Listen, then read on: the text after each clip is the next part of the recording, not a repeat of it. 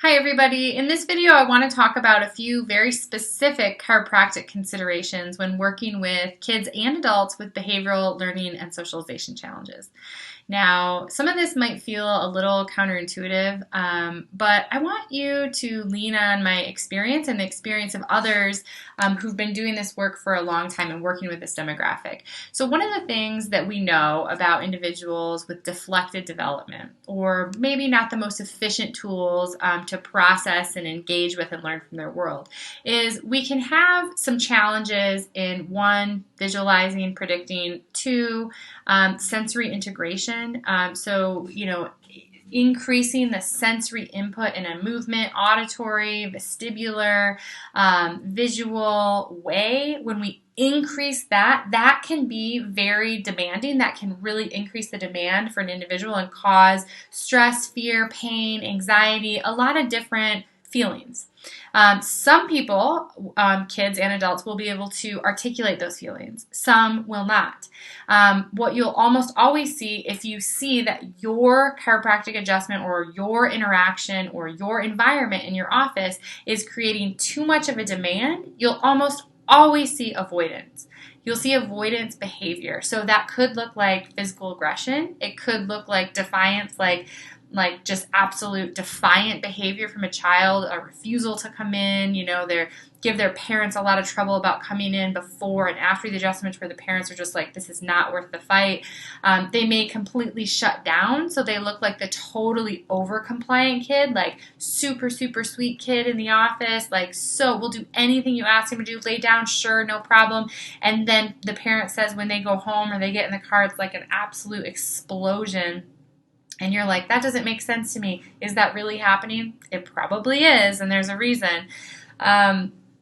It could look like, they're overly sensitive to touch, and there's a lot of reasons for that. It could look like they're undersensitive. Like you could do as much pressure or force, not that we're doing that, as you want or as you could imagine, and that it doesn't even faze them at all.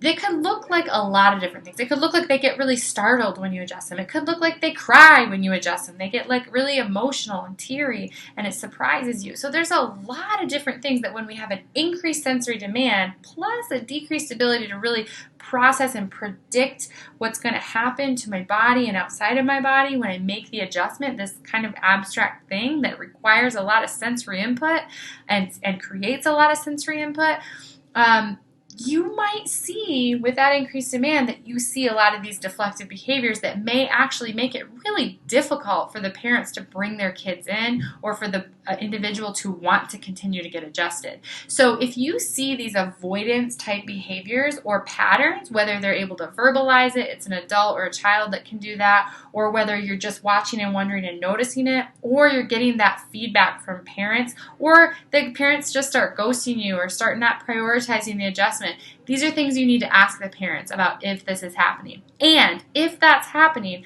you need to recognize that you need to lower the demand. My recommendation is that you adjust fewer segments with these kids at each visit, and you go very low force, you go very specific, and really 1 to 2 segments, maybe cranial, maybe Logan basic. You make sure to give them a ton of prediction, understand, and we'll give other videos with other tips that things like, standing behind them or having them go face down and you're palpating that way, that in itself can elicit a big stress response because they are not very efficient at visualizing behind themselves, and so that it stimulates a stress response. Just palpating up here where we have all this input, it's a very sensitive area, and particularly if we're subluxated, maybe we have some inflammation, maybe there's some tenderness, that in itself could stimulate too much where you think this isn't really that big of a deal, let me just get in there and do it. Absolutely not. You have to go slow. You have to go fewer adjustments. You need to give a lot of prediction. Look, it might take you a few times of working with a child to even get an adjustment done. That's okay. Prepare the parents for that. Let them see that you're creating a space that's seeing their child for more than just their deficits. Meet their child where they are if it takes you a few times to deliver the adjustment, that's fine. If you notice that you're starting to see some avoidance behavior, some deflections, understand there's a reason for that. Do not lead with ego. Lead with, I need to understand what I'm seeing, and how do I modify my behavior? How do I modify my approach? How do I modify my adjustment and the application of the art of chiropractic to be able to meet the needs of this child or this adult where they are, and then know that that's going to be an ever-evolving moving target as they fill the gaps and their trajectory of development changes. So remember, we don't just have to get in there and make heavy-handed adjustments. I really recommend that we not do that. I recommend slow. I recommend gentle, specific, fewer segments. Watch the behavior. Avoidance means something. Your job is to watch and wonder and meet these families where they are.